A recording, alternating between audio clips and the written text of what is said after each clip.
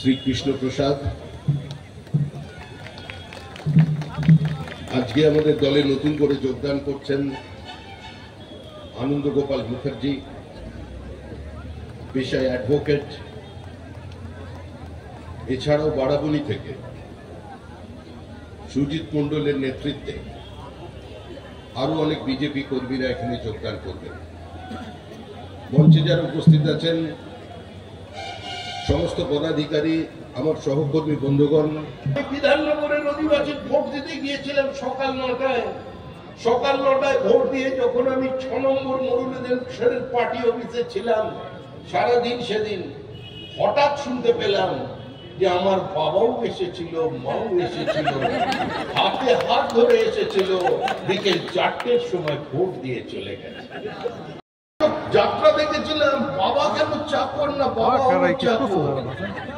এতদিন না যাত্রা চলতো ছেলে আসামি, বাবা আসামি, ছেলে জজ। তারপরে আমরা যাত্রা শুনলাম কি যে মা কুমারী, মেয়ে চলল শ্বশুর বাড়ি। আজকে সব এসআইআর একাকার হয়ে গেছে। বলছে বাবা ভাড়া পাওয়া যাচ্ছে পশ্চিমবঙ্গে, বাবা ভাড়া। এখন নতুন যাত্রাপালা আসছে, শ্বশুর কেন বাবা।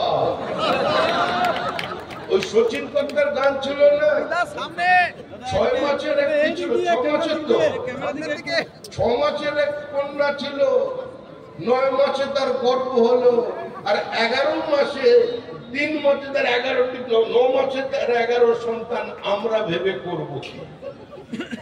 আরে মাত্র 2 বছর আগে 3 ছেলের যে বাবা ছিল, আজকে দেখছি 11 ছেলের বাবা। কোন ফর্ম ফিল আপ করেছে বিএলওদের কাছে? এই চারিদিকে তামাশা তৈরি করে দিয়েছে এসআইআর এর নামে, কিন্তু তাও মুক্তি পাবে না। তৃণমূল কংগ্রেস যদি মনে করে থাকে বিএলওদের পার্টি অফিসে বসিয়ে রেখে বিএলওদের দিয়ে ফলস ডকুমেন্ট সিস্টেমে আপলোড করিয়ে দিয়ে পঞ্চায়েত অফিস থেকে গোটা এসআইআর ব্যবস্থাকে প্রভাবিত করে, বিএলএদের ভীত সন্ত্রস্ত করে, বিএলএদের গান পয়েন্টে রেখে মহিলা বিএলওর স্বামীর উপরে প্রাণঘাতী হামলা করে গোটা এসআইআর সিস্টেমকে চেঞ্জ করে দেবেন, ভুল করছেন।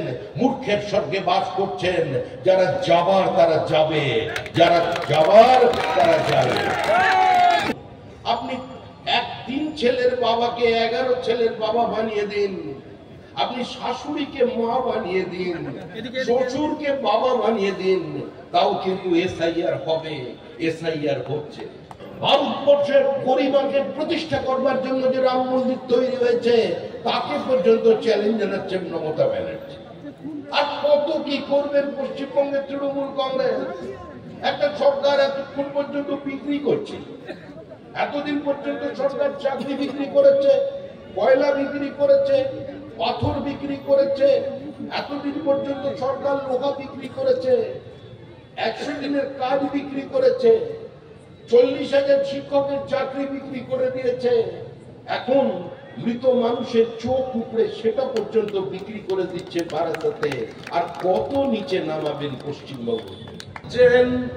এই মলয় বাবুদের বোঝা উচিত যে যেদিন কংগ্রেসের প্রবল গর্ব যন্ত্রণা, লেবার পেন, ছটফট করছে কংগ্রেস, সেই সময় যদি লেবার রুমে অটল বিহারী বাজপেয়ী আর লাল কৃষ্ণ আদবানি না থাকতেন, এই দলটার জন্ম।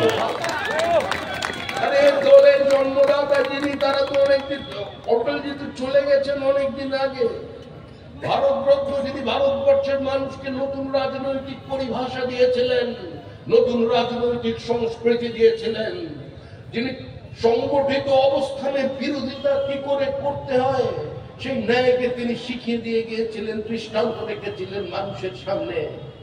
তার সম্পর্কে বলতে গিয়ে পার্লামেন্টে আমাদের বিরোধী দল आरजेडी नेता शरद यादव वक्तव्य করছেন, ये वही सदन है जिसका नेता कभी अटल बिहारी वाजपेयी हुआ करते थे, वही पंडित अटल बिहारी वाजपेयी।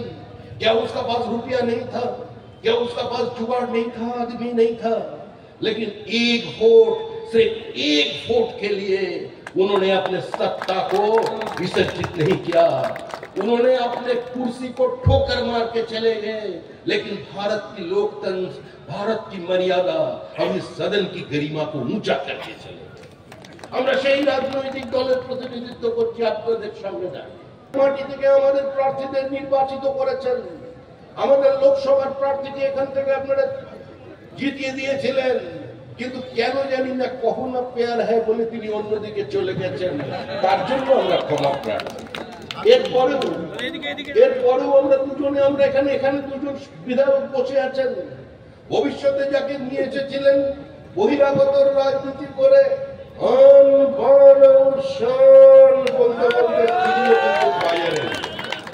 কেউ বাজারে থাকবে না, বিজেপি ছাড়া আসানসোলের কোনো ভবিষ্যৎ নেই।